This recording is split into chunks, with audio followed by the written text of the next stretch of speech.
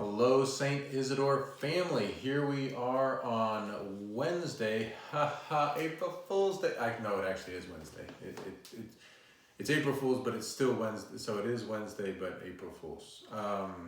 Figure it out on your own.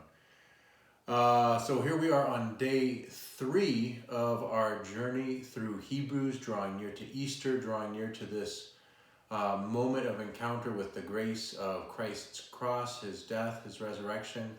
But breaking news today, this is super exciting, or at least it was breaking news for me. Maybe you've already heard about this like weeks ago and you're like, why is this breaking news? But it's super exciting. This weekend, Friday, Saturday, and Sunday, on a scale larger than ever done before, there will be hosted a virtual, which is great because we're all at home, we're not going to be out and about anyways, a virtual Catholic conference. So from across the country, folks are going to be connecting online. And if you take a look at the speakers, the presenters, the musicians, the folks who are hosting this conference, the lineup that they have is astonishing. So you want to be a part of this. You want to be a part of this weekend's virtual Catholic conference, and it's super simple. First of all, it's free, which is always nice. But the Virtual Catholic Conference, you can find a link for at our parish webpage. Our parish webpage, saintIsidore-ubacity.org, STISIDORE-YUBACITY.org, and bingo was his name-o. But if you go to our webpage, saintIsidore.org, you can scroll down, click on the Virtual Catholic Conference, register for free, and then all day, Friday, Saturday, and Sunday, there's going to be an incredible lineup of different speakers, presenters, musicians. This is going to be a shebang, an extravaganza. I'm so excited to have seen that it's happening, and I'm very excited that it's happening now, and also it's not a bad thing that it's free. So something to sign up for. And since we're in this time of reflection, this time of discernment, and this time of being at home, what a great opportunity, one to definitely take advantage of. So go to saintIsidore-ubacity.org and sign up for that conference. In fact, if you want, you can hit pause right now, go sign up, and then come back and then keep watching the video. That's easy too. That way you don't forget. So worth taking that option as well. But if we're on day 3 of our journey through Hebrews, what I would propose that we read is chapter 3. I worked long and hard on figuring out which chapter to, actually no, it's pretty straightforward. But no, we've arrived at chapter 3 today. So before we dig into the text itself, as before, what I'll ask you to do is find a Bible, find Hebrews there at the end of the New Testament, and then find chapter 3, and then go ahead and read that chapter. Verses 1 through 19, I think, is the last verse there, through the chapter to the end, yeah. And then to do that, hit pause now, and then when you come back, you'll have already read the verses, you already know what it is that we're working with. So find your Bible, find Hebrews, find chapter 3, read through that. We'll be back in a moment. Okay, good job hitting pause. Good job hitting pause the second time, because pause works where you hit it the first time and things pause. Just kidding. I was just pausing on my own. And then when you hit it the second time, we start playing again. So having picked up chapter 3, having read through these verses, if you remember over the last couple days, the author has introduced us to the Son of God, Jesus. He's introduced us to that. Well, for his readers, he wasn't introducing them to the angels. They already knew about the angels. But for us, it was a helpful reminder to be like, oh yeah, there's all the angels. There's heaven. That's great. And then yesterday in chapter 2, he showed that Jesus is not just in heaven. He's not just God. He's not just with the angels or higher than the angels. Instead, he's become our brother.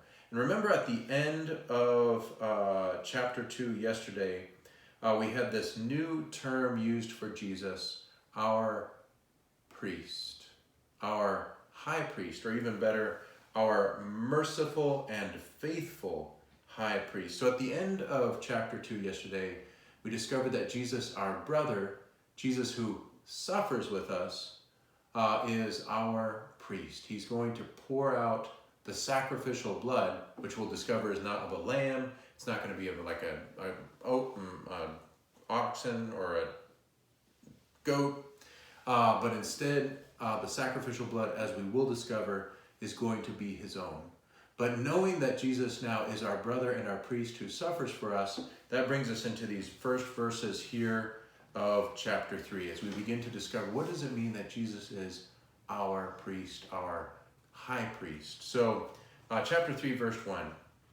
In fact, we could spend all of our reflection just on chapter 3 verse 1 and 2 because it's so powerful. Right here we have this incredible kernel of what's going on. Therefore, holy brothers, sharing in a heavenly calling. Wow.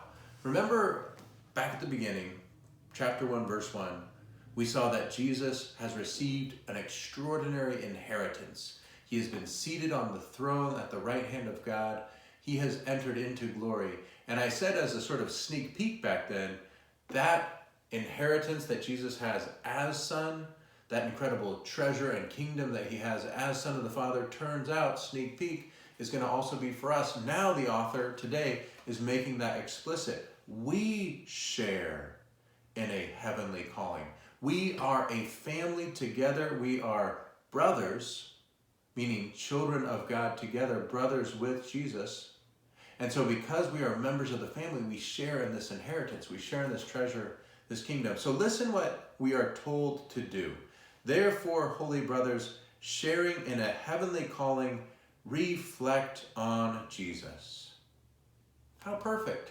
In this time when we're given a moment to be at home, to have a little bit more time possibly for reflection, to carve out that time for prayer, in this moment we know what it is that we are called to do. Reflect on Jesus.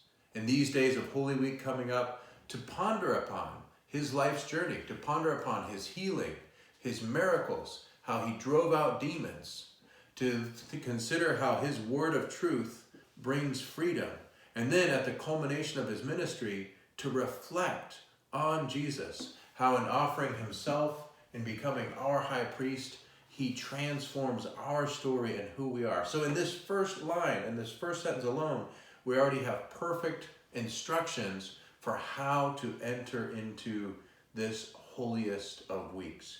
Therefore, holy brothers, sharing in a heavenly calling, reflect on Jesus, the apostle and high priest of our confession. Apostle, like we saw earlier, means that he's sent out. He has been sent into the world. He's become our brother and high priest of our confession. Now, confession is an important introduction from the author. Confession means our profession of faith, like the creed. Confession means that we believe and profess that Jesus is our high priest. And so this aspect of faith that the author is introducing is key, as we'll see going forward. High priest of our confession, who was faithful to the one who appointed him. The call for us as well, to be faithful to God, to be faithful to the one who appointed him. And then there's going to be another interjection here, just as a new name, somebody that we haven't seen before, just as Moses, as founder of the house, as Moses was faithful in all his house. Why does the author introduce a new character, Moses? Why is Moses now added to the story? Just like he introduced the angels to show Jesus in relationship to the angels and higher than the angels, so also he's going to show Jesus in relationship to Moses. Moses, who was the source of our faith. Moses, who was giving us that profession. But now Jesus, who is going to be, as the author shows, bringing us a higher and greater profession of faith. So he talks a little bit about this house that Jesus builds, a new house. But notice at the end of verse 6, what happens here. Christ was faithful as a son placed over his house. We are his house, but notice, if only we hold fast to our confidence and pride in our hope. If only we hold fast to our confidence and pride in our hope. Confidence and hope. Faith and trust. Confidence and hope. Now, this is going to tie into the end of the chapter, and I'm going to come back to the middle. But if you go to the last verse, verse 19, we see that the folks who are going to be mentioned in the middle here could not enter for lack of faith. The absence of confidence, the absence of hope is devastating. What do you have in your heart? Do you have faith? Do you have hope? Or have you been buffeted so much that this is now disappearing, fading from your life? But what was it that was in the middle of the chapter? We have a story from the time of Moses of us, the family of God, us, the children of God, but unfortunately us, as we too often are, if you look at verse 12, having an unfaithful, a heart without faith, an unfaithful heart. Take care, brothers, that none of you may have an evil and unfaithful heart, so as to forsake the living God. This is something that if you read through the whole chapter is just underlined, that faith is so important that once you have this breaking away, that infidelity, it destroys us. That faithlessness, quoting from Psalm 95, that hardening of the heart is going to be lethal for us. And so as we read through this chapter today, we see the call to faith, the call to the faith in Jesus, and the urgency of not collapsing into lack of faith or hardness of heart.